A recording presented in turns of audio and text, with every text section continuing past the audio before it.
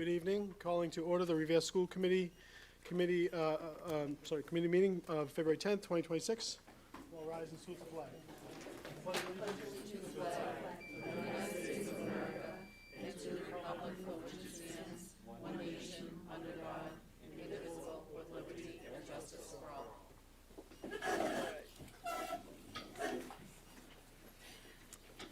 Doc, would you call the roll?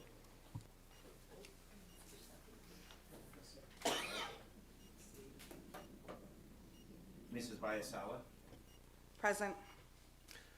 Mrs. Bronson, Rizzo, Yes. Here. Mr. Caggiano, Present. Mr. Damiano. Here. Mrs. Milbury Ellis, Present. Miss Monterosso, Mr. Ralimi, Present. Mayor Keefe. Present. Aye. Mr. Kingston? Mr. Kingston. Here. And- I had to promote Mrs. Monterosso so she could give her presence. Ms. Monterosso? I'm here. Sick, Here. but I'm here. As well. Okay, we have a quorum. Okay, Mrs. Kelly, Dr. Kelly, recognition? No, okay. We vote to approve the consent calendar? Motion to accept the consent calendar? Second. All in favor? Aye. Aye. Aye. Roll call because someone's not here. Correct, roll call, since we have a remote attendee. Miss Bayasawa, Yes. Miss Bronson Rizzo, Yes. Mr. Caggiano, Here. yes. Mr. Damiano, Yes. Mr. Kingston, Yes. Miss Milbury Ellis, Miss Monterosso, Yes. Mr. Ralimi, Yes. apologize, Mayor Keefe. Yes. Okay. Student representative report. Jalea? Good evening, everyone. I'm here to give this month's student rep report. I'm joined by Senior Ada Luwadi, a member on our student advisory board. Hi, everyone. As always, we are in accordance with Massachusetts general law. For our Salem State University Honors Choir, thanks to music teacher Nicole Furrier's leadership, 7 RHS students have accepted their honors choir program at Salem State University, which will hold a concert on Saturday, February 28th at 7 p.m. at Salem State University. JROTC competition update. 48 JROTC cadets participated last month in the Commonwealth of Massachusetts Army League Marksmanship and Physical Training in New Bedford. They performed exceptionally well, returning home with several trophies. The Patriot Battalion will host their home competition this Saturday. This upcoming Wednesday, tomorrow, we have our Student Senate Olympics. Student senators and grade level class leaders are hosting an Olympics for our February half day, which is tomorrow.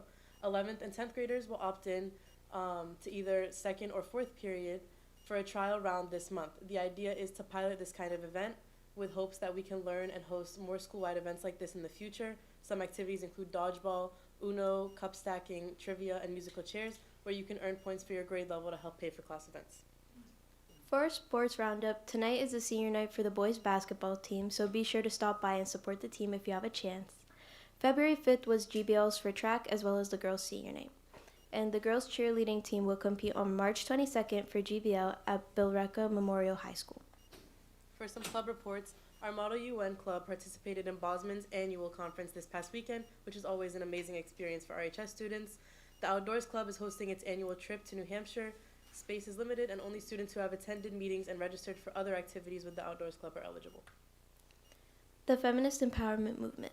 The Femme Club initiated a feminine hygiene drive to support Rosie's Place, a local shelter focused on assisting women experiencing homelessness and poverty by providing essential resources. And they are hosting 6 weeks of self-defense program where female students will get real-life self-defense skills. Welcome Club. The Welcome Club members participated in a professional development session focused on teen mental health first aid.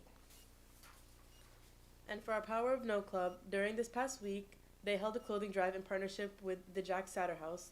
The purpose of this clothing drive was to provide clothing for older members of our community and raise funds by selling clothes or books that were no longer in use.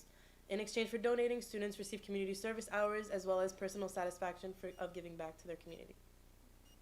That's everything for us. Thank you. Have a good night. Thank you, ladies. Mr. Mayor, can I just say, I'm going to say your name wrong, Adewale? Yes, the one. Awadi. She has siblings that have sat in the same seat as our classroom student rep. So, nice long line of good students, and she's learned from the best right next to her. So, Good job. So who are your siblings, if you don't mind us asking? Ole and Marza Awadi. Okay. They graduated there at UPenn College. Oh, great school. We have a couple students go to UPenn next year, right? Just me, I'm going next Just year. you? Yeah, as of right now. All right, congratulations. Okay. Next up, we have public speak. If anyone in the audience wishes to speak on any items on the agenda, please step up to the podium. Okay, no? And any remote participants wishing to public speak on any items on the agenda? Do you see any, Ms. Rizzo? I'm sorry. Ms. Kelly? I do not. Okay. We're going to close public speak. Now we have item number 6, superintendent's report. Thank you, Mr. Mayor. We have 3 items under the superintendent's report. The first is going to be a presentation from the Hill Elementary School, and they are going to share with the committee some information about building a supportive school community, which is reflective of the work they've been doing through their school improvement plan. And I'll invite Principal Martell up with her team to share that with the committee. All right. We have a crew with us. Good evening, everybody. Dr. Kelly, Dr. Garcia, Mayor Keefe, school committee members. I'm Nancy Martell, the principal of the Hill School, and I'm really excited to be with you tonight. Last year, we focused on our deeper learning efforts. So this year, we really wanted to talk about the efforts we're making to get families into the school and connect with them for the work that we're doing. This really, everything works better when home and school is a true team. And I brought some of the people that are really instrumental in doing this on a daily basis. So we have, to present tonight, we have Erin McNamara, who's one of the chairs of the equity team. And we have our family liaison, Suhadis Ryan, who's going to share what she does to welcome new families that come into the school. We're going to highlight tonight the families that come in the middle of the school year. We do have a transient population, and she's going to highlight the work she does when a student comes in the middle of the school year to a brand new place, and the student, the family, you know, it's all new to them. So she's going to highlight that work. So thank you for having us. Good evening, everyone. My name is Erin McNamara. I teach second grade at the Hill, and like Mrs. Martell said, I'm also the equity team leader for the Hill alongside Sarah Williams. You can go to the next slide. So our efforts at the Hill are grounded in both our school improvement plan and our equity plan. Together, these plans help ensure that our decisions are intentional, aligned, and centered on students and families. Within our school improvement plan, we are focusing on strengthening family and school partnerships. We want families to feel connected to our school community and to know that their voices matter in the decision-making process. Another key priority is increasing family engagement, and to move this forward, we have used surveys to better understand the needs, experiences, and hopes of our families and caregivers. This work connects closely to Goal 3 of our equity plan. Our goal is that by the end of the 2025-2026 school year, 90% of Hill School families will report a deeper understanding of the educational language and systems used in public education. So to address this, we surveyed families to identify areas of confusion, particularly around special education language. So we collaborated, with staff members across various roles to define some key terms in clear and accessible ways for our families. From this work, we're developing a translated glossary that explains common practices and vocabulary. So this glossary will be shared through Parent Square, through family teacher conferences, through our wonderful family liaison. And so, as you can see, there's a sneak peek of our draft. That's kind of like what it looks like. And this resource is designed to empower families with the knowledge and strengthen communication between home and school and build confidence in advocating for their children. We had 67 families complete our survey, and their feedback has been incredibly valuable. Families have shared that they're looking for tools to support learning at home and guidance on managing both emotional and academic behaviors. We also had families express an overall appreciation for the work teachers do every day, which was really nice. And then this feedback just continues to shape our next steps, and it reminds us that strong relationships with families are essential to student success. I'm going to turn it over to Sue Ryan, who will talk about the student tours.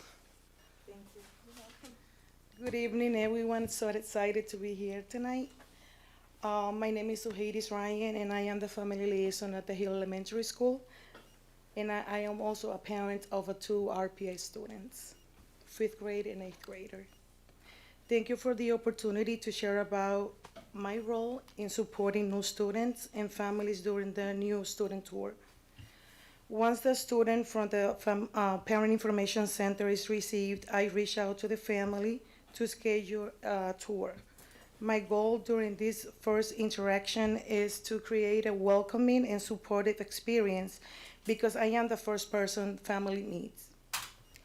Establishing trust right away helps families feel comfortable asking questions and reaching out for support in the future. During the tour, I provide families with important information that helps them understand how our school works. This includes reviewing the school calendar, dress code, arrival and dismissal procedures, half days, and how we communicate through Parent Square. I also share resources such as after-school programming, community support resources, the lunch menu, and access to our school food pantry, and also the community food pantry as well. Families frequently share that having this information up front makes expectation clear and helps them feel more confident about their child starting at a new school. Another important part of the tour is introducing the student to their teacher and other teachers on the team.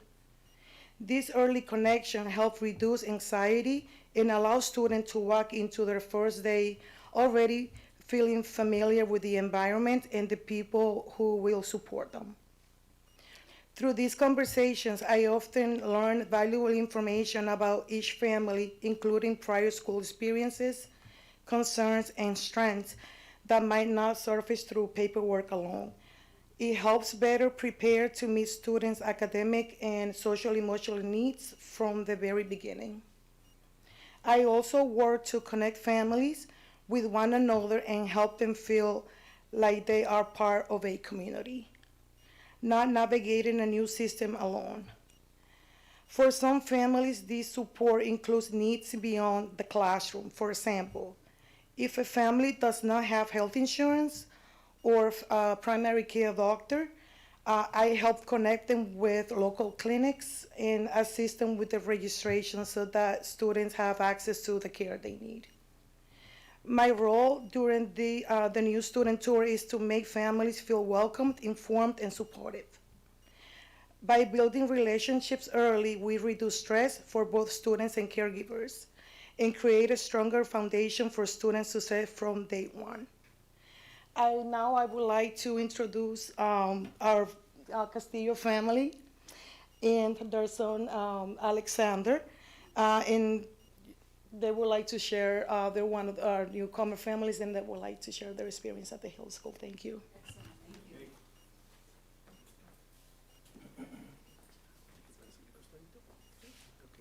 Good evening, everybody.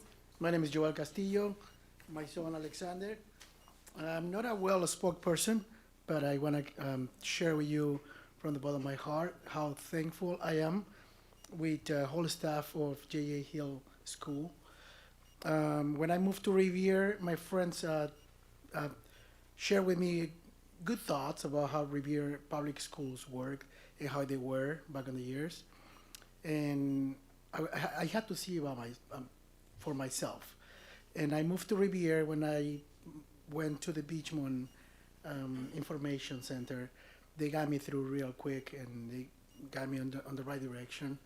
And I came to J.J. Hill, and Ms. Ryan helped me out with a lot of information that I need and how the process could be accelerated to go in the right direction without wasting any time. And it was very helpful, especially nowadays when everybody is busy.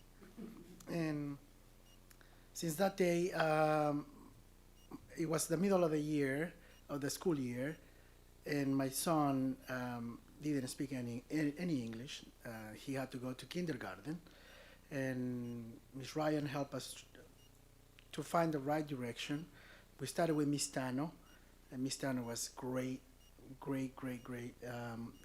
guiding my son in the right direction. And he learned real quick a few words in English. He wanted to practice more. He came home happy, and he wanted to go to school every day, which is a good thing.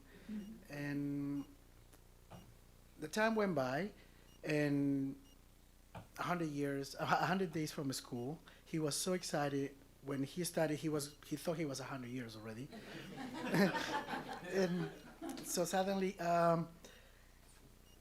we move on to the first grade. And again, I touched base with Ms. Ryan, and it was very helpful.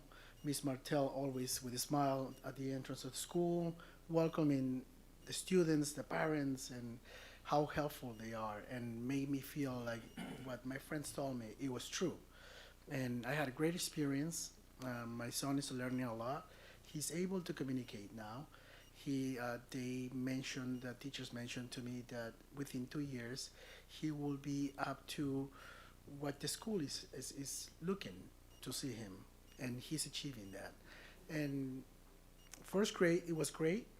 We got to meet Miss McNamara, which she did an outstanding job. And thank you for her patience, her dedication, communication to us.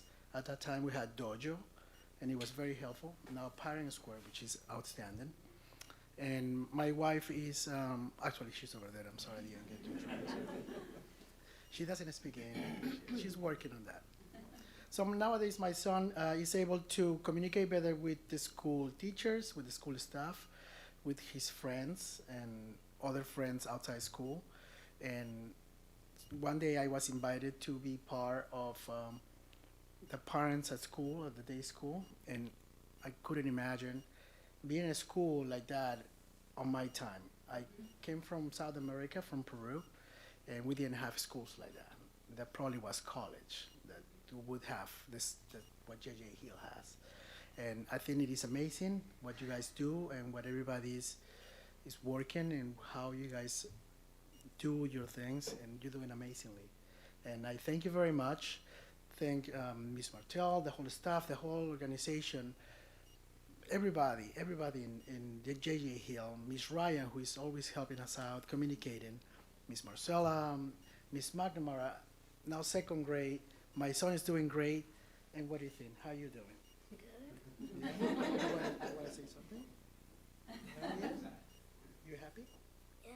Okay. Well, thank you very much for your time. I just wanted to share my thoughts. And I'm staying here in Revere. Thank you. Thank you.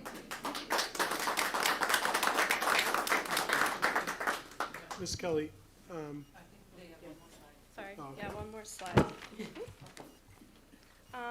So then just looking ahead at the Hill, we would like to implement more family surveys just to kind of gain more insight into how we can support and engage our families in our community a little deeper. And then we would like to reach out with the Welcome Club, hopefully to partner with them to strengthen some of our connections. We have so many people involved in the new student tour process that if we could get another student to also have to connect with the new student that's coming in. It would really strengthen that connection there. So, thank you. Ms. Kelly, if I can just speak, and speak probably on behalf of the entire committee, but it was very nice to hear Mr. Castillo. We wanted to hear more from Alexander. We appreciate you getting up there. But, you know, when we have educators like Ms. Ryan and Ms. Martell creating a welcoming environment, that's what I think what it's all about. You know, you've showed courage. You know, you come here from another country. Your son, first-time student in a new district. Some people going to a new city is a big thing. You came from another continent, and learning in Revere, and we're glad that we created that welcoming environment. It makes me exceptionally proud of what we do in our school system, because I know how hard it is, and hopefully you'll stay involved, because as parents, the school does their 50%, and they have your child for 7 or 8 hours a day, but the rest of it really falls on the environment that you create at home and the environment you create around the school. So we will commit to doing our part, and it looks like you're going to commit to doing your part, and Alex is going to be a great resident in the city of Revere. Congratulations. Thank you. Thank you all very much. The next presentation of the superintendent's report is from our STEM director, Dr. Costa, who is going to share information with the committee about our curriculum update on Open SciEd, which is our middle school science curriculum. Thank you, Dr. Kelly, and thank you, school committee. So as Dr. Kelly mentioned, I will be presenting on Open SciEd, which is our set of instructional materials that we use in middle school science. You can move on to the next slide. So our goal for our time together this evening is for you all to be able to describe key components of Open SciEd and how this approach to teaching science is somewhat different than traditional approaches. So we'll look at what Open SciEd is, how we've implemented it, and supports we've had, the impact it's had, and move on to next steps. So Open SciEd is an open source set of instructional materials, and open source means that it's publicly available, and Open SciEd was developed in collaboration with a number of other states to develop, to implement the next generation science standards. So Massachusetts was a lead state in that development, and it uses what's called a storyline approach to support students in unpacking a phenomenon. And each grade level has 6 units that fully address the scope of the Massachusetts curriculum frameworks for science. So when I say it fully addresses the standards, it means that the science standards have 3 components to them for 3-dimensional learning, and those components are the content standards of science, so ideas like life sciences, physical sciences, the themes of science that are considered cross-cutting concepts, and the science and engineering practices. So on this slide, you see the storyline approach that Open SciEd uses. So units start with an anchoring phenomenon. So students observe or experience a scientific concept, and from there, they generate the questions that they have. It's called their driving question board, and you can see on this slide an example of a driving question board that was developed in one of our grade 7 classrooms. So students in this class were identifying some questions that they had about a thermal energy phenomenon related to cups and different types of cups, and why some cups are better at holding the temperature. And then throughout the unit, throughout the story, students are going back and referring to the questions that they asked, figuring out which ones they've identified answers to, how they can set up or design different experiences or experiments to learn more about the other questions that they've identified that they haven't yet answered. And they're continuing to develop models, refine those models. So here you see an example of a class consensus model that they've developed at a certain point of the unit. So at the start of a unit, students might individually develop a model to describe that phenomenon. And then they'll be collaborating with peers to refine their model, and as it goes on in the unit, they develop a class consensus model, and they're continuing to refine that. And if you scroll to the next slide, you'll see an example of what an assessment looks like in Open SciEd. So this comes from a grade 6 unit where students unpack the phenomenon of a two-way mirror and how light impacts what can be seen and how light can impact how well things can be seen. So when you look at this assessment, students are thinking about and identifying, based off of what they've learned in a unit, how are things seen and how clearly they're seen. And I just want to contrast the different types of learning that students would have to experience to answer a question like that, as opposed to answering a multiple choice question, and the growth that we can see from students throughout a unit as they answer a task like that, and how that assessment can provide us a greater depth of their understanding and what could be good next steps. So on this slide you see during an Open SciEd lesson the things that we're asking students to do. So we're asking students to ask their questions about scientific phenomenon. We're asking them to share their developing thinking and reasoning, and even their thinking that might not be completely clear or precise at that time. They're conducting experiments, they're collecting and analyzing data, they're reading scientific research to learn more about a phenomenon, and then they're revising their initial thinking or models and referring back to things that have been previously asked. So in an Open SciEd classroom, in our middle school classrooms, and lots of our classrooms in Revere, we expect students to collaborate, and we expect students to support the learning of one another. And you can see that in order for these things to happen in the classroom, we have to have norms in place of how we support the learning. So here are some sample norms from an Open SciEd classroom, and it highlights key ideas of how we want to make sure that we're challenging ourselves to think in new ways, and how we're trying to elevate ideas from other students in our class, and that everyone's ideas matter and can sort of support our thinking, and even incorrect thinking can be valuable to share. And if you move to the next slide, there's a lot of expectations around discourse and communication, and at times students might need some support with that discourse. So here are some different sentence starters or sentence frames that students have to support their thinking. And if you move on to the next slide. So one thing with Open SciEd and a more student-centered approach to teaching is it shifts what we expect of students in a classroom, and it also shifts what we expect of teachers in a classroom. You know, a teacher is no longer the expert just talking at students, that a teacher's working to facilitate student learning, supporting student collaboration and that student discourse, referring students back to ideas that they unpacked in previous lessons to move their science thinking forward, setting up experiments, providing students with research to help move their thinking forward, elevating key ideas that one group may have unpacked to make sure that those ideas benefit the thinking of the whole entire class. If you move to the next slide. So some benefits of Open SciEd and this approach that we've been using for science instruction at our middle schools is that students are actively engaged in lessons. They're collaborating with their peers, they're asking questions, they're conducting scientific experiments. That students' questions that they generate at the beginning of a unit drive the work of the unit. That students can refer back at different times of a unit and see the questions that they asked that we've answered. Those authentic assessments support students' deeper learning, and that students are positioned throughout the unit, throughout their work, as being capable doers and thinkers. So our implementation in Revere, this is our third year of implementation. Each grade level has 6 units. This is our first year fully implementing.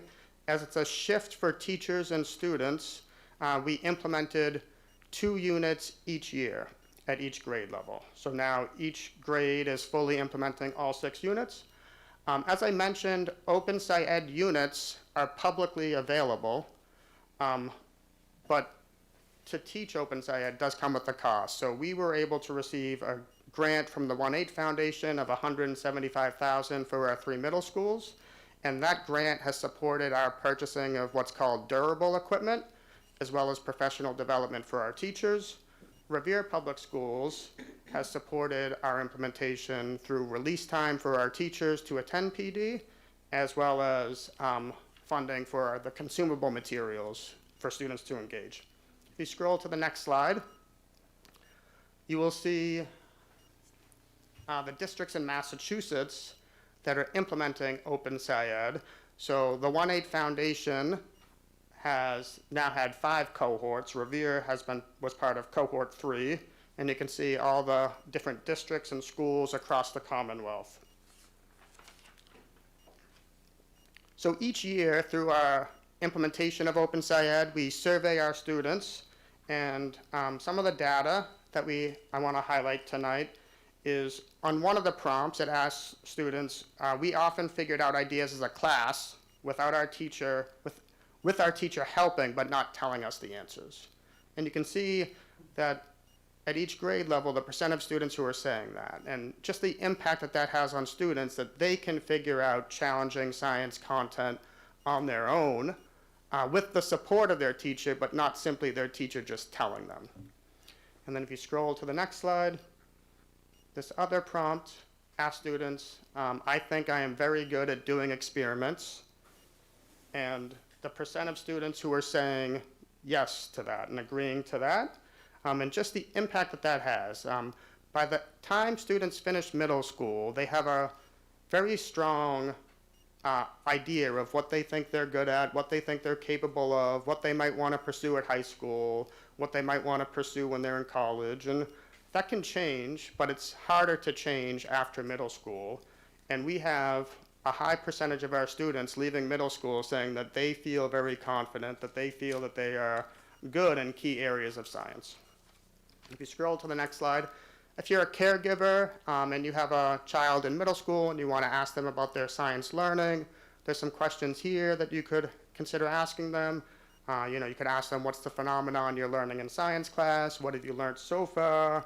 What questions do you have now? Students in science classes generating their own questions about what they have is really important. What are some related phenomenon? So when students deeply explore a phenomenon, there's always other ideas that relate. I mentioned like the two-way mirror. Two-way mirrors also connect to bless you, sunglasses, windows, things of that nature. So if you scroll to the next slide. Some of our next steps, as I mentioned, we're in our 3rd year of implementation, but this is our 1st year of fully implementing.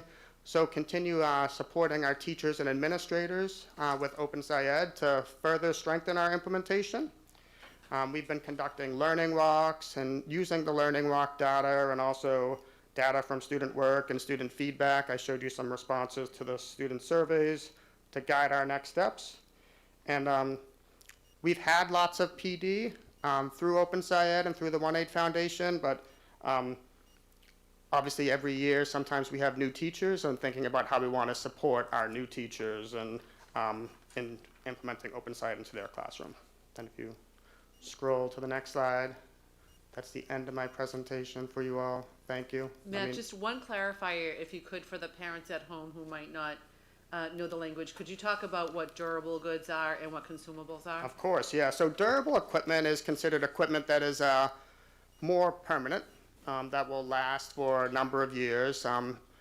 Could be like things like microscopes, stuff like that.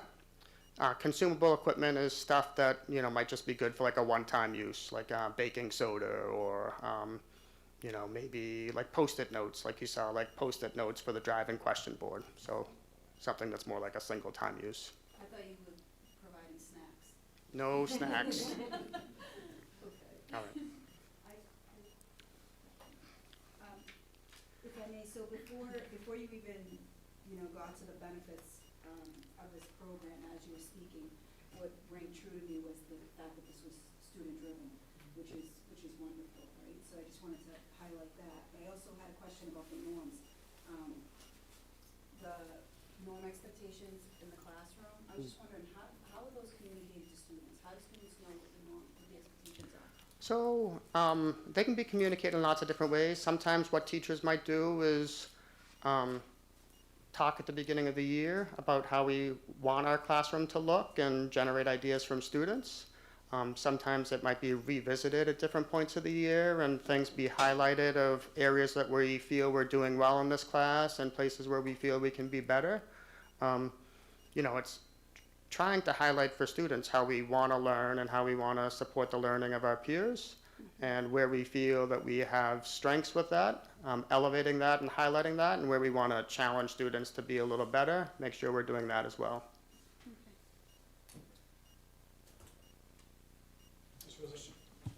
Thank you, Matt. First, it sounds a lot like the UDL. Is it similar, or am I losing my mind? No, you're good. Open SciEd was developed with the UDL mindset. So a lot of times when you're looking at the teacher notes, it will highlight different ways that we're using a universal design for learning mindset. Even just that assessment that I highlighted, it's more open than a multiple choice assessment, that students could demonstrate their learning in a few different ways. A lot of times students have opportunities to draw a picture or write out their thinking, you know, so it's removing some of those barriers for students and trying to give students multiple ways of showing us what they know. And it's all 3 middle schools right now, right? Yep. Do we see it maybe starting at the higher elementary grade levels, or? That's a really good question. So just in the past year, they've started to design and release elementary units. As of now, the 1-8 Foundation, their grant only supports implementation at the middle schools. But if it was something that we wanted to look at as a district, we definitely could look at and consider for other areas. Thank you. You're welcome. Thank you, Dr. Costa. I know STEM, it's been taught at many other schools, and I know a few years ago, Revere was on the map with the STEM. You were present at that time. I think we won nationwide or something. Can you talk more about it? The STEM leadership and how you implement AI technologies? Oh, what specifically? Well, I just want to know how we compete compared to other districts in terms of Revere. Sure. I think we compare very favorably to other districts. I just spoke about our implementation of Open SciEd at the middle schools, at the high school level. We offer lots of different opportunities, whether it's elective opportunities in STEM, AP opportunities in STEM. And our students are often taking multiple STEM AP courses. Revere High School is developing a robotics pathway for students. And often our students are going off to very good colleges. And I think that's the award that Member Ralimi was referring to, was the robotics award that the robotics team won the international competition down in Texas 2 years ago. Yes, got it. All right. Thank you all. Thank you, Dr. Costa. The final presentation for the superintendent's report comes from our multilingual department, and our director, Jen Labalita, is here to share some information with the committee. Thank you, everyone. In the past, I've come and I've shared a very broad overview of our work, so I thought today I would dive deep into one initiative. So today we'll look at expanding authentic interaction opportunities for our multilingual students. Okay, so back in 2023-2024, our multilingual department at DESE asked districts to provide feedback on a multilingual learner look-for tool draft that they had proposed. And it had elements for both teacher and student look-fors that they were hoping to see in classrooms along a broad number of areas. So my colleagues and I, we took that tool, we broke it down, we selected several focus areas, we made some rubric, walkthrough tools, and then we conducted 2 rounds in spring 2024 of non-evaluative learning walks. So we went through each school, we explained the tools, what we're looking for, we went into a large number of classrooms, and so we had done that twice in the spring to try out as many pieces of that original pilot tool as we could. So then we shared our feedback with the state. And so based on the walks, looking at our access data, which is our multilingual data on how they're progressing in their listening, speaking, reading, and writing, we identified speaking and providing intentional opportunities for academic interaction as a focus area for our students. I want to highlight that oral language development is extremely important for all students' literacy development, but especially our multilingual students who are developing comprehension skills first as they're learning to read and write. Discussions also allow students to engage interpersonally with their peers, practice language, explain their learning, and so didn't plan it, but like so aligned with Dr. Costa's presentation, the engagement that students have with each other can also demonstrate to teachers what kids are thinking, what they're learning, be able to address any misconceptions they might be having. Okay, so all of those elements put together is why we developed this focus area. So then you can see our goal. All students engage in pre-planned daily opportunities for authentic speaking interactions using target academic language with appropriate scaffolds. So there's a lot there. So our goal is for all students to engage, not just the one that raises their hand, but we want every kid to get engaged, right? If they're quiet, we don't know what they're thinking and what they're learning, right? So authentic speaking, what that looks like, we want kids engaging with their teachers, with their peers, talking about their ideas, talking about the things that they're learning, the connections to their lives, not just reading something that they have prepared out loud or reading their, essays or things. So that is where we're focusing. And then that target academic language, we want to elevate from the everyday social language. And we want to explain to students, okay, so we want you to explain your thinking about that science topic, but we want you to do it using first, next, finally, and we want you to explain using these particular academic vocabulary words, okay? And then with appropriate scaffolds. As we know, we have many students who are learning English in all the different levels, so we want to provide those sentence stems, the frames, word banks, etc., all the tools, so that they can really express what they're thinking and learning. Okay. So as our implementation, we conducted a number of learning walks, and I'll talk about our professional development and then our district-wide collaboration through these last 2 years. So as I mentioned, so in the 24-25 and then in this school year, we've been doing 2 official rounds of learning walks each year. We have a large team of central office members, school administrators, district administrators, teachers sometimes, school-based folks. So we all walk, we observe as many rooms as we can for about 10 to 15 minutes. We use, you can see a quick screenshot of our tool where we just rate from 0 to 4 what we're observing. We come back together during this time, we debrief, we look at trends and next steps. And so then my colleague and I, we share our feedback to each school that they share out with their teachers. So it's again a very broad picture. It's not personal to each teacher. We're just trying to get an overall sense of what this is looking like. And then our amazing language development coaches, shout out to Katina, Kelly, and Ann at the elementary, middle, and high school. They have been leading interim walks with great success at our buildings. So they take coaches, teachers, their colleagues, and even smaller groups to observe a couple classrooms, and so that everyone is really seeing what this looks like. So some of the professional development that we've been doing in between the rounds of walks. So in our first year, we were really trying to build background and understanding about why academic language and having these academic opportunities for kids to talk is so important to their development. Okay, so all the points that I mentioned before, so you can see, slides that the coaches were administering in PGT with their peers. We're talking about the why, the how, and then we gave folks a number of different strategies, turn and talk, concentric circles, Socratic seminars with videos and resources, and there was time in these modules for teachers to plan out lessons and ideas that they had so they could try out these speaking opportunities in their classrooms.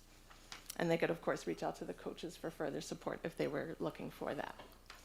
Okay, so then in our work and in our walkthroughs, we were starting to see an acceleration of this work. We were starting to see more classrooms and students engaging in the opportunities. So we felt like in year 2, what we wanted to continue was elevating the opportunities and finding these connections within our curriculum. So you can see one slide that mentions collaborative classroom and illustrative math, or elementary curricula, and in our middle and high school work, where people are really thinking strategically about what opportunities already exist and making sure that they don't, there's a lot to do and there's so much in the classroom, but making sure to really highlight that time that students have to talk and engage with each other. So then, another screenshot here, you can see that we were watching videos from DESE, and so teachers were able to observe, a colleague that's far removed from them and give feedback and break it down and see what they liked, see what they thought they could improve. So that's been our focus this year, on continuing to deepen the opportunities, as well as focusing on the academic language, being really explicit with kids, what you want them to say, how you want them to say it, so that they can hit the target that you're looking for, and then how we can provide further supports. Okay. So district-wide, we've been working with all of our colleagues, the language development, literacy, and math coaches have been working really collaboratively to develop and seek out examples from teachers so we can highlight strong practices that folks are already doing. And you can see that it's already present in the curriculum materials that we're using with teachers. So we're just elevating that. And then you also notice that our strategic plan also includes this focus area of ensuring that all of our students are receiving teaching practices that focus on effective student-centered, deeper learning experiences. And I think this aligns so importantly, right? If we don't hear from our kids, we don't know what they're thinking and what they're learning. And I love that many of our schools in our conversations, in their own equity plans and their own school improvement plans have really focused holistically on increasing student engagement together. So it's been, I think, a great partnership across all of our buildings. So for some next steps, as I mentioned, we've been taking notes and sharing feedback with each school as we do our walks. We've been gathering and compiling data over the last several years. So as we do our next round in April, May this year, we'll be able to share out further trends with folks. And then we're hoping that, kids are taking the Access test right now. So we're hoping the 2026 results that we'll get at the end of the year will start to show an increase in our speaking scores. Right now, you can kind of only measure them at the individual student level. There's not really a way to show overall how speaking is growing. But I'm hoping that with our data analysis, we can start to see that trend moving. Because in previous results, we were seeing that speaking was an area of growth that our students were not showing as strong proficiency in. Okay. And I also want to highlight that our coaches are also sharing about this work at MathSol in the end of the year, which is our state EL professional learning organization. Okay. And so that's about our multilingual learning walks, and I'm happy to take any questions or comments.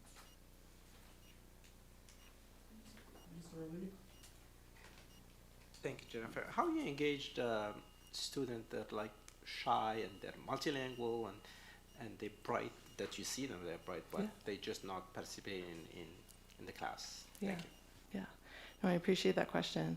I mean, that's where it really goes to the support that we're looking at building. So the 3 parts of our rubric are having the opportunities, having all students engage in them, explaining the language and structures we want kids to use, and then making sure we're providing the supports. So that's one area that I think we'll be continuing to work on in the next year, is making sure, does the student, typically it's because students don't feel like they know what to say, right? Every kid has ideas in their head. And so if the teacher hasn't provided enough support, like that sentence frame or reminding kids to go back to their notes or talk with their partner, whatever those supports might be, I think that's where a lot of the shyness and the hesitancy comes from. And also, of course, making really small groups, but thinking about Dr. Costa and those norms of our classrooms and hearing from our families. We know families are feeling connected, are feeling safe and feeling welcomed. So I think all of that work goes together so that students feel comfortable sharing. And the follow-up question I have, is there any model how the students, they sit around the class just to get them more engaged and more not just like the regular classes? Do you use any of that? Yeah, so in some of our early modules, we gave lots of videos and exemplars of different activities. I mean, me personally, when I work with teachers, I want to see a variety. I never want to see kids in one place sitting in a square all the time, right? We want kids up, moving, talking, changing partners, changing groups. So there's no one answer to it, but I think encouraging variety. Ms. Milbury. Thanks. So I've done these walks before. They're really enlightening. I just have a quick question. How many classrooms did you survey? Oh, I mean, over the years, I mean, so at each school, we might be in 20 or more. I mean, sometimes here at the high school, we might go to 30 or 40 classrooms. So over the time, we've been in quite a number. I haven't ever added it over the 2 years, but. Yeah, okay. But we try to get to as many as possible. Yeah, okay. Yeah.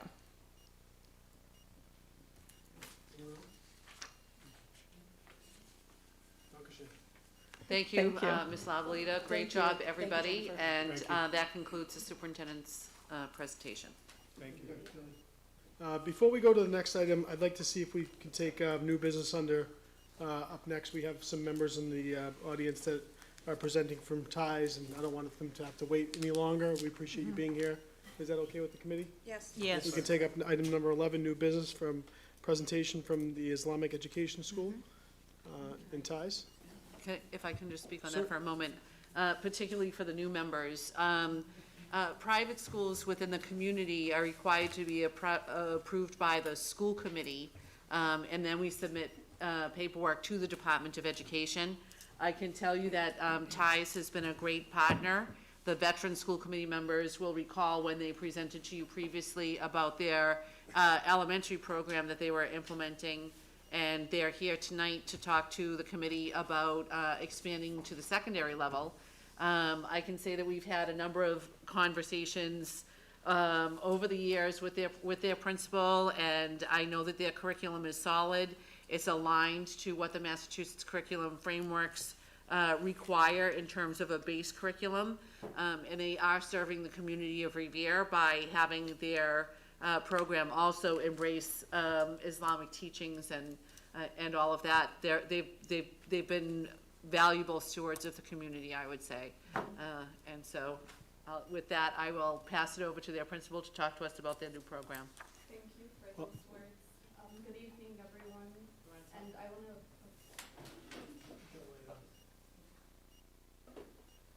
Yes, thank you. I was saying thank you and good evening, everyone. And I want to thank you also for the opportunity today to speak today. We're very honored to be here. My name is Principal Rawan Shaban, and I'm here today to represent the Islamic Education School, like Dr. Kelly was saying. It's also known as TIES, so I might use both interchangeably. So TIES and the Islamic Education School.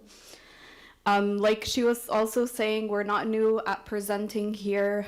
We were here back in 2023, asking for approval for K through 2. Then we came back and again in 2024 seeking approval for additional grade levels.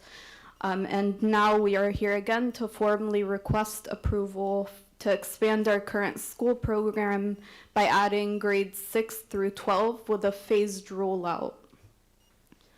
So for those who don't know, TIES Revere is a full-time Islamic private school located here in West Revere, right behind Stop and Shop and where the Amazon Center is. We are currently operating successfully with kindergarten through 5th grade, serving a wide variety of families and students. As our students grow, families have consistently expressed a desire for our school to continue adding additional grade levels, especially those who are currently in 5th grade. So our request today reflects not a rapid expansion, but a natural growth to meet the needs of our existing school community. So the plan is for a gradual rollout that prioritizes quality and teaching for all students at every stage. In other words, we want to open one grade at a time like we've been doing in the past years. And this will happen after assessing the need of our community and ensuring we have all resources to continuously open that specific grade level.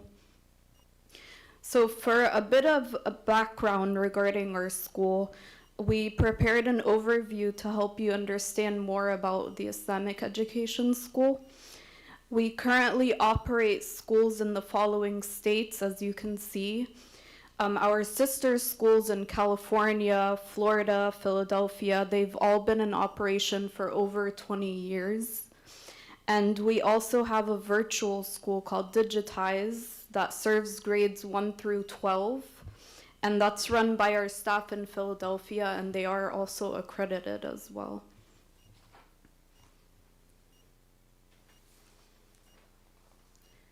And our school is built on 2 strong pillars, academics and also our Islamic culture. So from an academic standpoint, we emphasize high quality instruction, standard-based curriculum, and small class sizes. And along with meeting academic standards, our school is different from public school because we teach the Islamic studies and incorporate Islamic values into daily learning. And this balance all allows our students to thrive both academically and spiritually. So like mentioned earlier, we are proposing a phased and intentional expansion. For middle school grades 6 through 8, it will be introduced incrementally. And for high school grades 9 through 12, they will follow in later phases.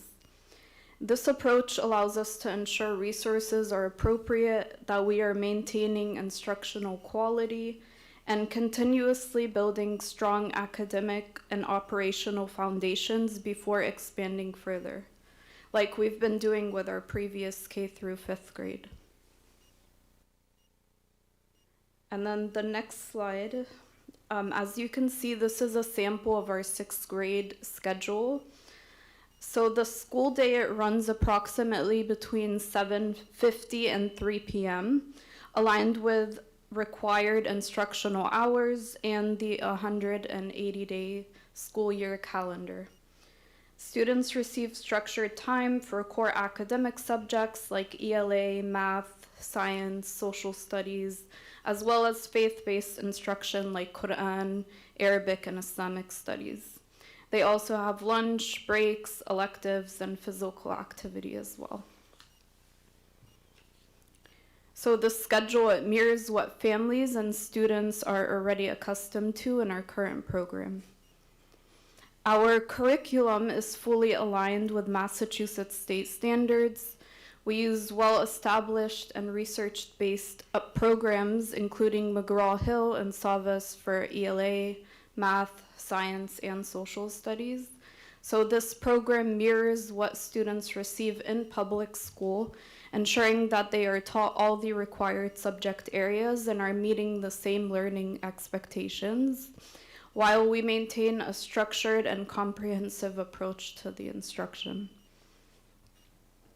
For assessments, our school calendar is organized by quarters, and we hold parent-teacher conferences every quarter. So this allows us to regularly collaborate with families, review student progress, and work together with the families to support each student's success. And to monitor student progress, we use multiple forms of assessment, the two biggest being the NWEA's MAP testing and IXL's diagnostic assessments. And these allow us to help track the students' growth, identify their areas of need, and adjust instruction to ensure all students are progressing appropriately. We believe education also extends beyond the classroom, so in addition to academics, we prioritize a positive and engaging school culture.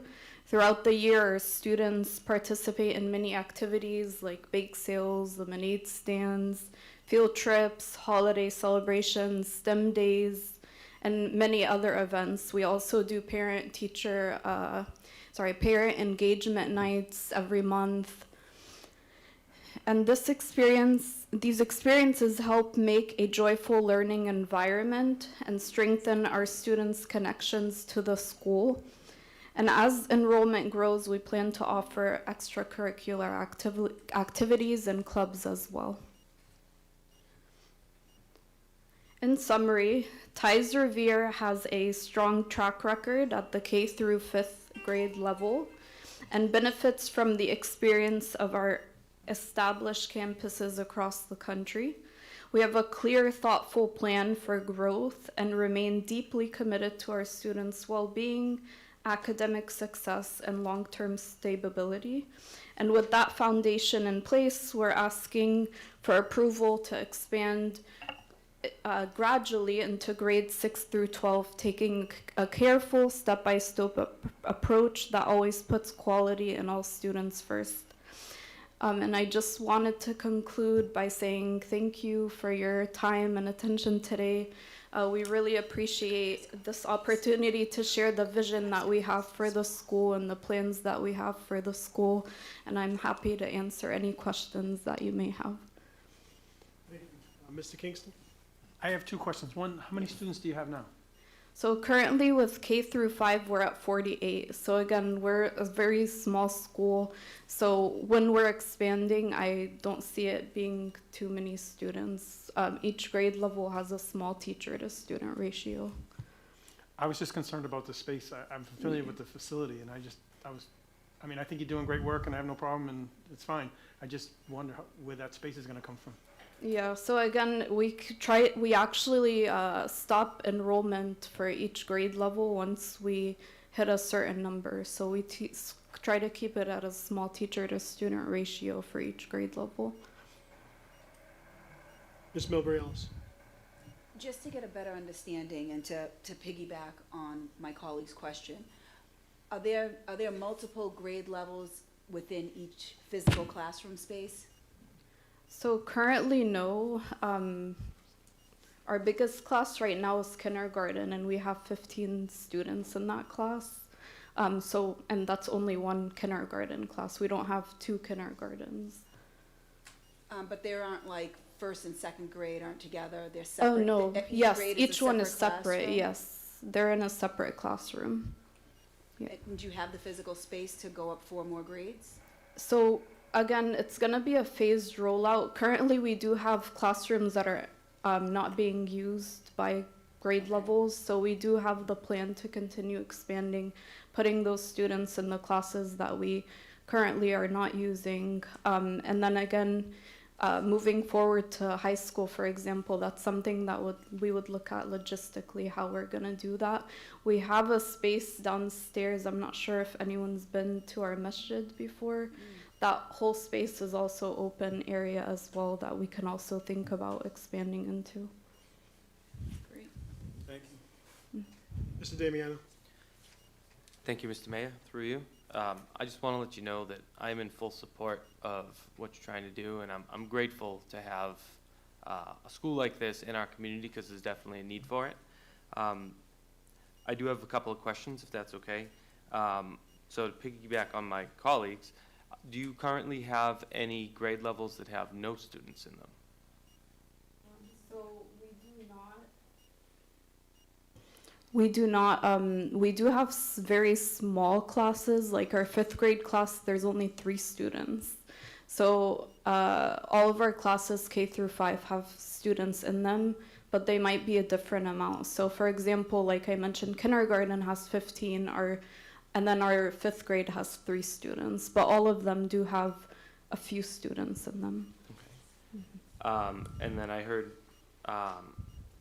through your presentation, I heard that you're planning to slowly roll this out. I mean, is it feasible to say that as the need arises, you'll accommodate the different grade levels to the needs of the school?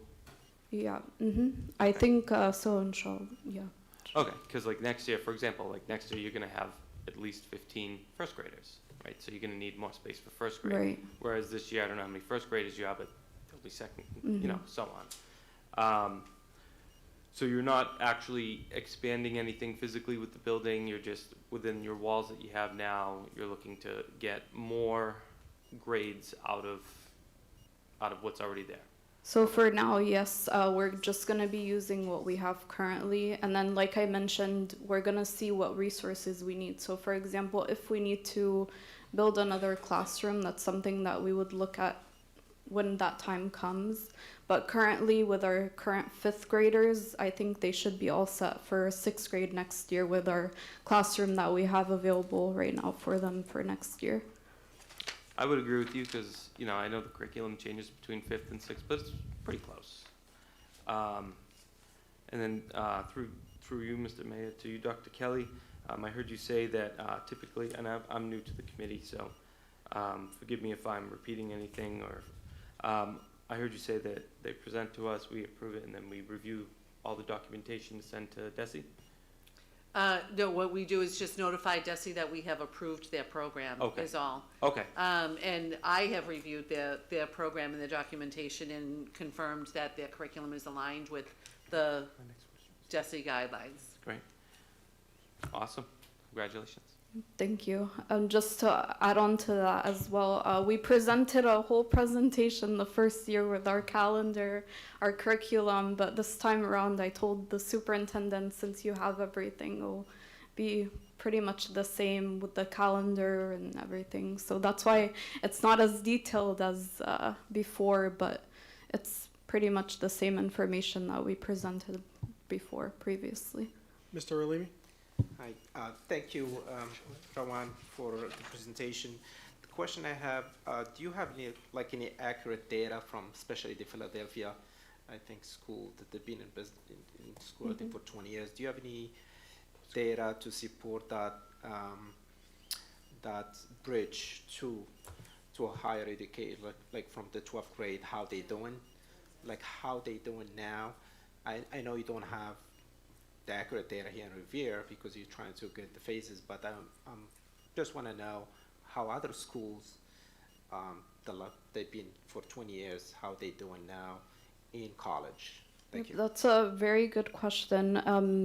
And to add to that, since they are our sister schools, whenever we're doing curriculum reviews, for example, we're all meeting together. All the teachers from all the schools are meeting together. All the administration are always meeting. We have multiple meetings for just principals where we're collaborating and we're making sure that everyone's on the same page when it comes to our schools. We can provide that concrete data, but again, they're bringing that information to us whenever we're having meetings. So for example, if we needed to add a 6th grade, that's definitely something that we would be doing, is going to our sister schools and telling them what exactly they are currently implementing for 6th grade, what their schedule looks like, what they're facing in terms of challenges. So we're collaborating always. For our Digitize, they just had their graduating class, I believe 2 years ago, where they had a graduating class from Digitize. And those students are now in college. So that is something that we're able to see from those students that are going to college, how they are doing now. So, yes. Yeah, I do have a follow-up question also. Is there a potential hybrid program for students that are not going to be for full-time at TIES, but probably they're at the Revere School and they will do other classes there? Is there any hybrid program that's going to be implemented? Thank you. So currently we do not have a hybrid class. They're there full-time Monday through Friday from 7:30 to 3. That is something that is a possibility, but at the moment we do not have a hybrid option. Thank you. Ms. Milbury, did you? I'm actually all set. Alex asked my question. Okay, thank you. And I just wanted to say, that where you've been before us in the past, a lot of the reasons you've increased the grade levels is because students stay there. And as we know, we're a community, we want to, this is on you. We're proving that your program is good, and we vet that. But people want to educate their children. Families want to educate their children. Some want to use, Catholic schools. Some may want to use different types of schools. So this is providing a resource to students in the district or in the area, because you have students from other cities, of course, and you're doing just that. And of course, I think that the programming is adequate, so we feel satisfied. And clearly, the people are staying there because they're sticking. Even if it's only 3, they'll stay and maybe go into 6, and you'll have 6 or 7 students next year and continue on. So we appreciate that. You offer service to the residents of the region, and I know that's necessary. Thank you. Good luck. Thank you. Oh, Ms. Rizzo. First, I want to say it's so nice to see the same faces that were here a few years ago. It means that you're happy with what you've been doing, and you're sticking it out, and you're doing the hard work. On second note, I'd like to make a motion to approve the additional grade for TIES Revere. Second. Any discussion? Roll call. Mrs. Biasella. Present. I know it's a vote. Mrs. Bronson Rizzo. Yes. Mr. Caggiano. Yes. Mr. Damiano. Yes. Mr. Kingston. Yes. Mrs. Milbury Ellis. Yes. Ms. Monterosso. Yes. Mr. Ralimi. Ralimi. Yes. Sorry about Yes. that. Mayor Keefe. Yes. Motion passed. Congratulations. Good luck. Good luck. Thank you so much. Thank you. Okay, if it's okay, we'll go back to the regular business. We have motions. Takes time. Mr. Kingston, I think, Oh, I was just gonna say I'll withdraw my motion, Mr. Mayor. so Mr. Kingston's going to withdraw his motion. Okay, thank you very much. And that'll be taken up during the budgetary process. And then we have a motion by Ms. Monterosso to eliminate school lotteries, middle school lottery. Ms. Monterosso, I know you're a little under the weather. Do you want to elaborate on your motion? Yes, we've spent over a year talking about the lottery, and I think as a committee, we've been very thoughtful about what this would mean in terms of finance, in terms of the community, our students, our schools. And so as we cast this vote and I make this motion, I know that we're doing it thinking so carefully over a year, 2 years long discussion. I also want to thank Mr. Kingston because he did uplift this topic many times to us and helped us get the ball rolling. And more than anything, we've spent months engaging truly the community to make this decision. So it's one that we're making informed, one with feedback from students and parents and educators, and one that's really thoughtful about how we balance out our different student groups across the school. So I know discussion on which choice model will come next. Right now, the vote is just specifically to remove the lottery, and then under unfinished business, we can discuss which choice we'd like to go with. So that is my motion. Thank you, Mr. Mayor. Second. Any discussion on the motion? Sir. No, because I've gotten some calls on this. I just want to clarify, this is a gradual elimination of the lottery. So right now, we're just getting rid of the 6th, but we are keeping the 7th and 8th. So it will be a gradual phase out. That's correct. Thank you. Any other discussion? Questions, comments? Okay, we'll take a roll call on the motion. Mrs. Bayasala, Yes. Ms. Bronson Rizzo, Present. Mr. Caggiano, Yes. Mr. Damiano, Yes. Mr. Kingston, Yes. Mrs. Melbury Ellis, Yes. Ms. Monterosso, Mr. Ralimi, Yes. Mayor Keefe. Yes. Sorry, I think I might have an issue with the volume on here, so, Ms. Monterosso, if you wanted to put a vote, type in a vote, I can. She's muted.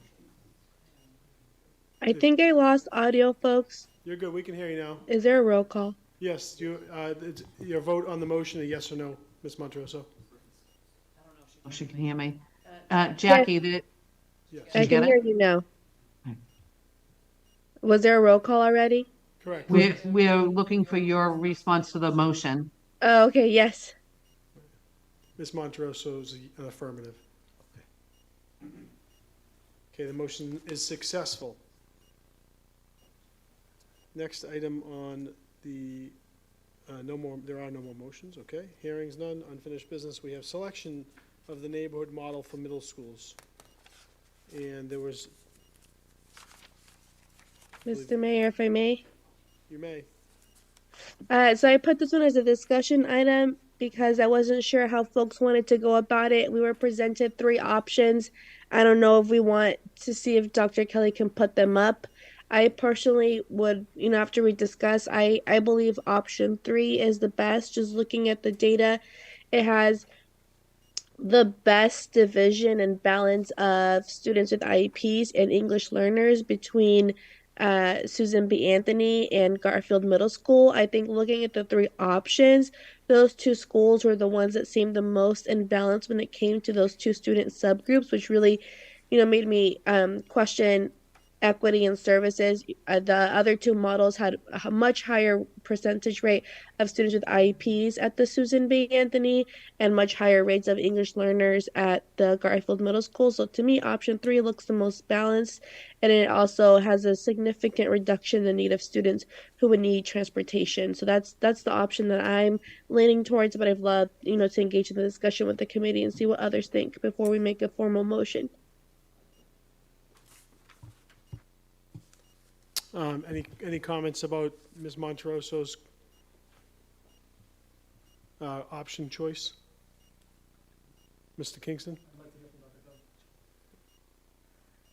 So I did try to take a little bit more in-depth analysis at the 3 different models and ranked each one of them. I gave them a point under each category for which one had the best percentage, both in the short term. As you know, Mr. Swarovski did a great job of presenting both the data as it would look next year and also the data in the long term when he did the analysis of K through 8 enrollment, all students. And when I looked at the data that way, Model 1 actually came out a little bit stronger overall than the individual ones did. And if it's okay, I would frame this to Ms. Monterosso, especially where she identified a particular model.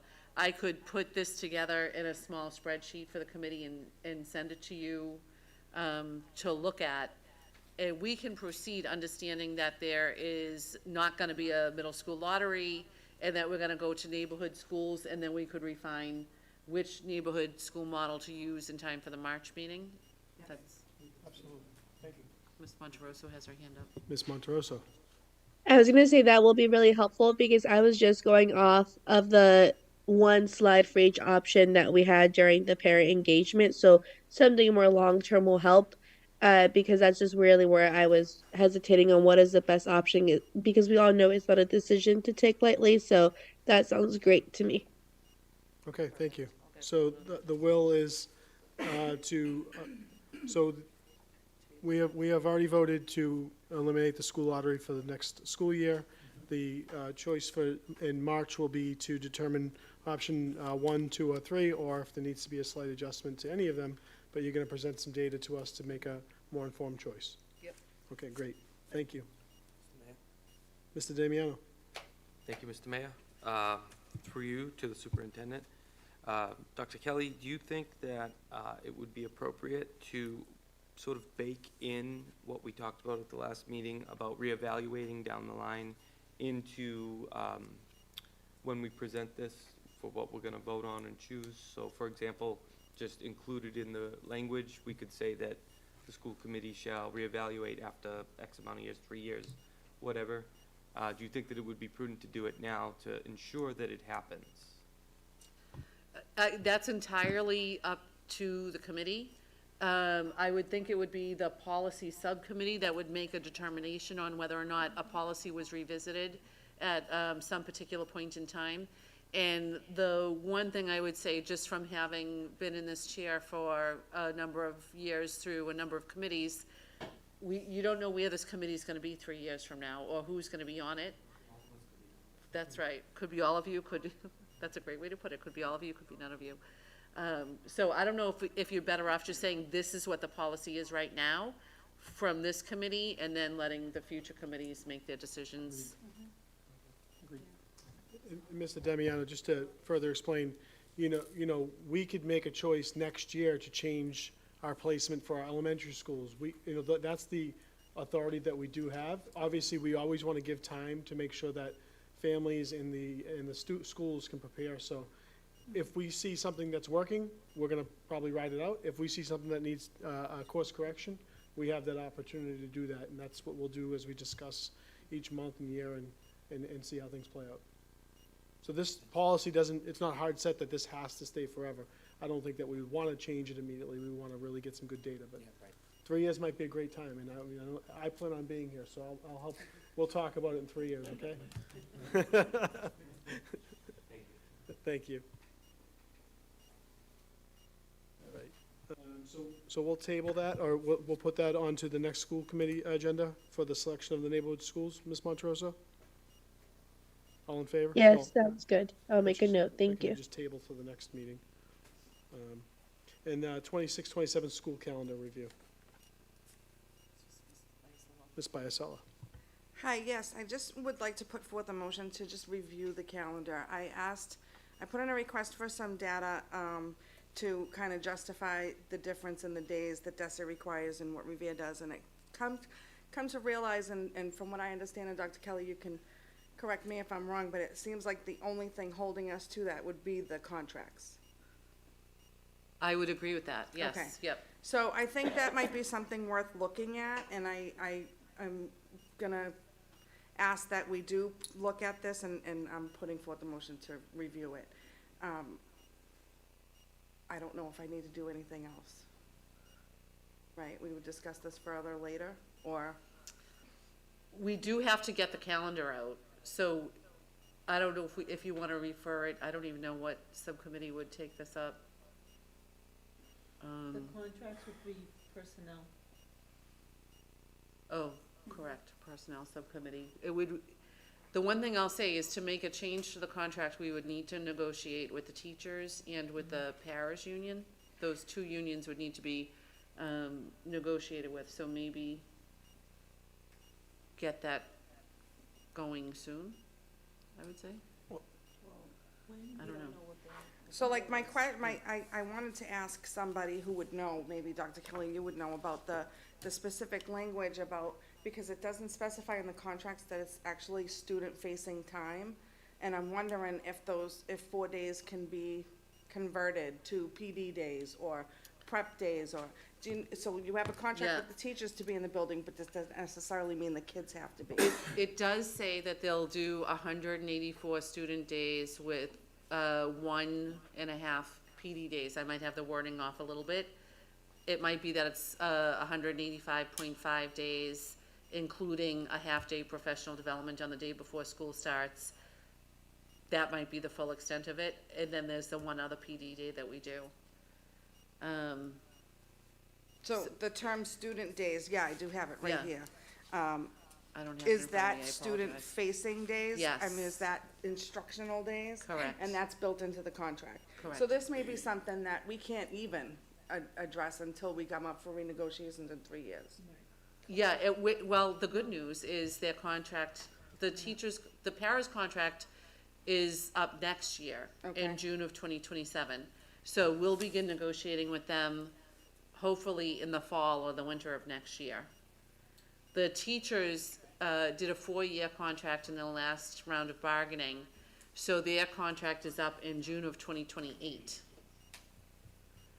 And as I put in my email, the one thing to make note of is there were raises embedded each time we added days to the school year. I remember that. I mean, this has been a long-standing practice in the Revere Public Schools, to do the extra days, and the idea is that the more kids are in school, the more they're gonna benefit.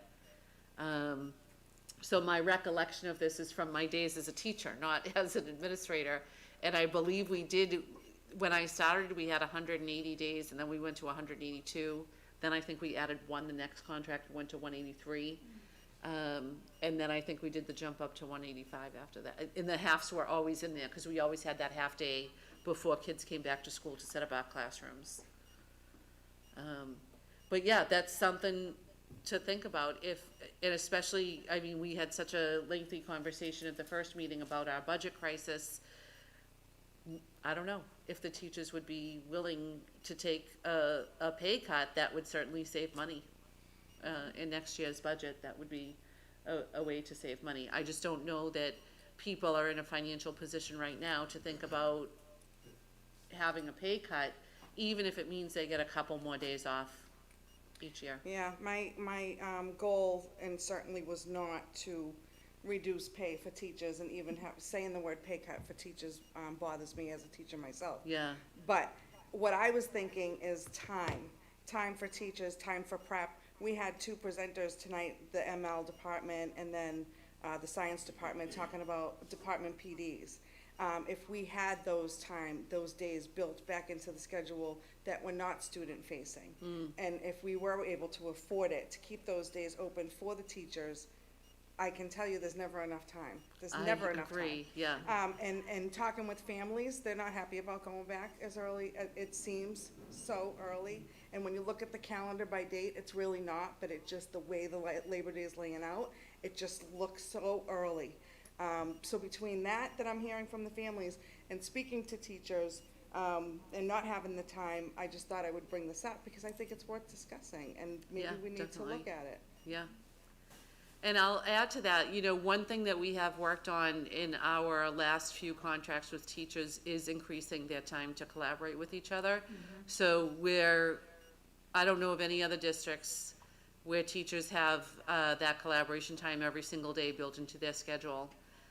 We haven't quite figured it out at the high school level. We need to make some tweaks there, but every elementary teacher has, in addition to their 40-minute prep, which is their own, they have 40 minutes of PGT time, we call it, with their colleagues. So they're not student-facing. They're working with their colleagues, doing lesson planning, talking about student work, developing more of the deeper learning assessments that we've been talking about.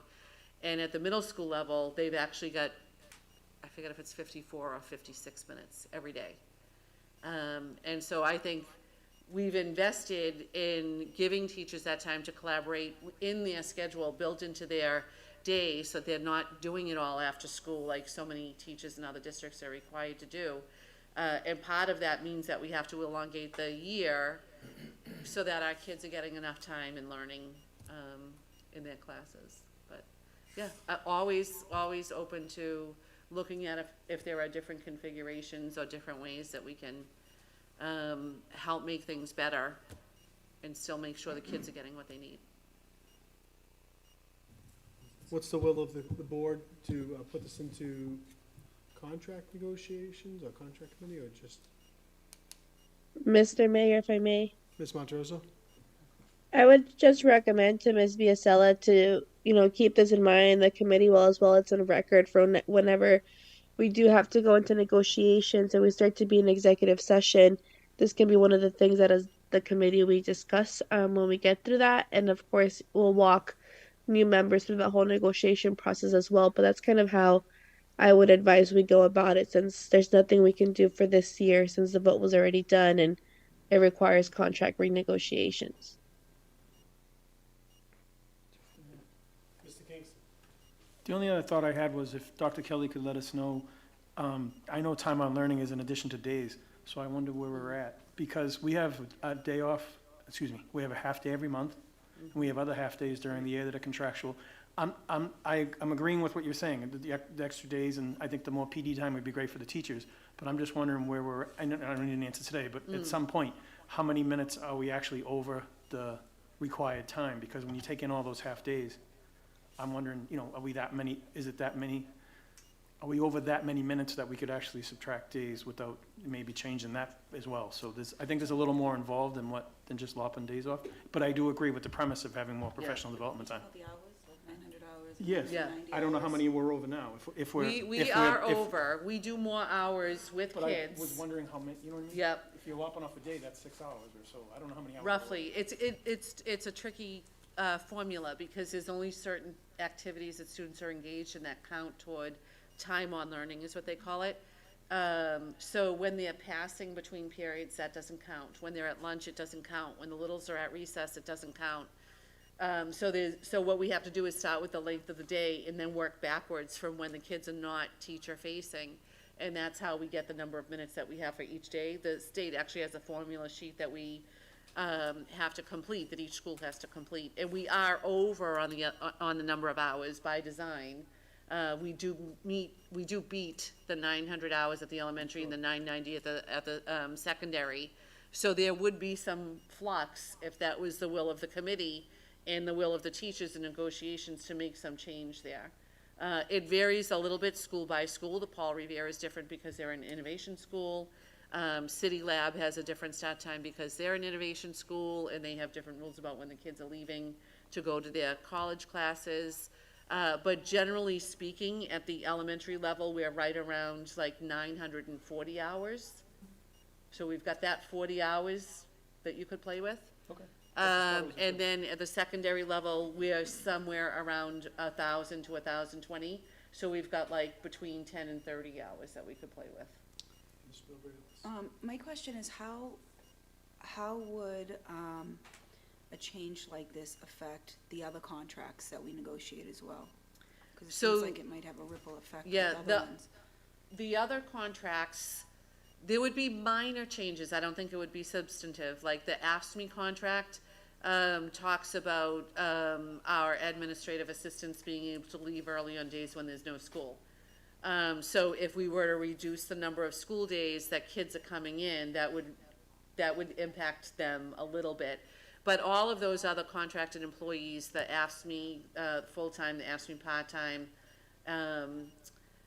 they're year-round employees. So they're working, and generally speaking, they're working every day no matter what. So it's a little bit different. It would also have an impact on the administrator's contract because their contract is written to require a certain number of days beyond the school year for teachers. So if you reduce the school year for teachers, you're automatically reducing their school year as well. That's the language in their contract. Mr. Raleigh? Don't we factor in also the snow days? I believe, I mean, we lost a couple days so far, or 3 days? in the Right. Snow days? 2 or 1? Two. Monday, Tuesday. Yeah, and we'll Oh, never know. that's right, we had 2, yeah. Yeah, and we'll never know. We're still going to February and March. And Right. So those 2 days that we missed because of snow earlier or in January, we need to make up those days. So the way the contract is written for teachers and paras, they have to do 185 and a half days. If we miss 3 days for snow, that gets tacked on to the end of the school year so that they still do the 185 and a half. If we don't miss any snow days, which has been the case the last couple of years, then we don't tack anything on the end. If we had a wild winter, and I'm gonna pray that this doesn't happen, and we had like 10 extra days, we have to add 10 days to the school year.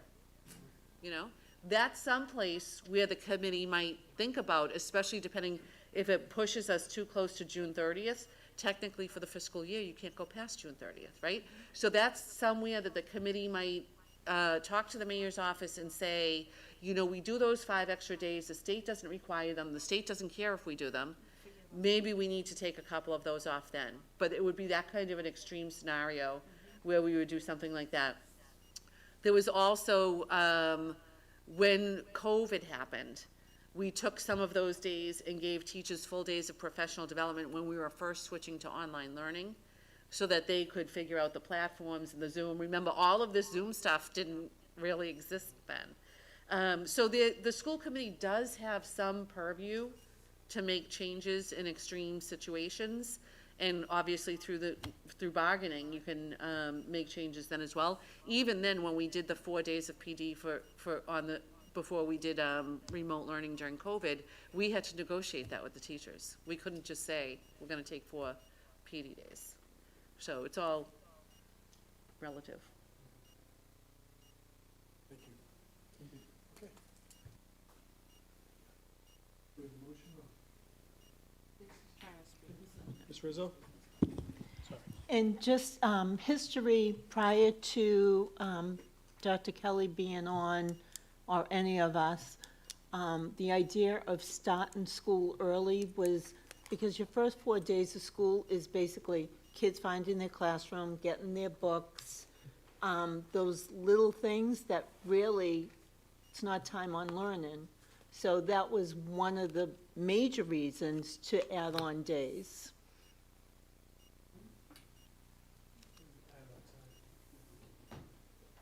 And then I'll just add one more thing about going back. I know it seems earlier in the year, even though the date is the same, it's because Labor Day is so late, as you mentioned, Mrs. Biasella.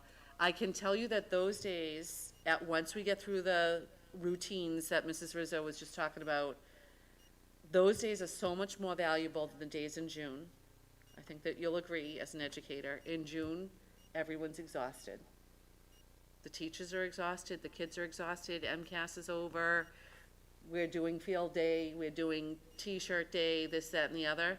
Those days at the beginning of the year are when the actual learning can happen.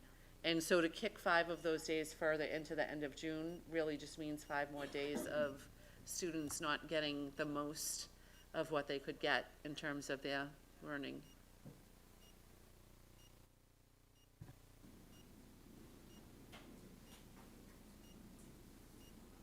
Okay. Do we have a motion?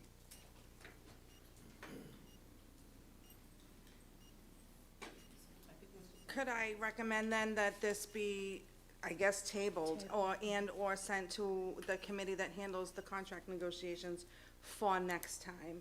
Something to keep an eye on and look at the data and speak to the union and see, you know, generally speaking, what do the teachers rather? Yeah. The teachers that I talk to would love to be able to have those days not student-facing, if we're gonna have those days, not remove them, because then that'll affect their pay. So there's a lot, yeah. there's so many variables to take into account. I just wanted to bring it up because I'm getting that feedback. And also, now we've had this discussion, I think people understand and have a better understanding of why. Yeah. And I think that a lot of people might have just thought this was some arbitrary thing that Revere did, and now we have a better understanding that it's a negotiated agreement, and that's why we're doing what we're doing. I think it was helpful to have this conversation. Yep. So, thank you. Very. So, motion to place this into Personnel Subcommittee. Do we have a second? Second. Okay, discussion? Well, we gotta do. Just a reminder that she doesn't need a motion. Anyone can refer something to subcommittee without the approval of the committee. But we can do one for the record. Just wanted to let new members know things can be referred without a motion. Well, let's refer to Personnel Subcommittee. Okay, great. So ordered.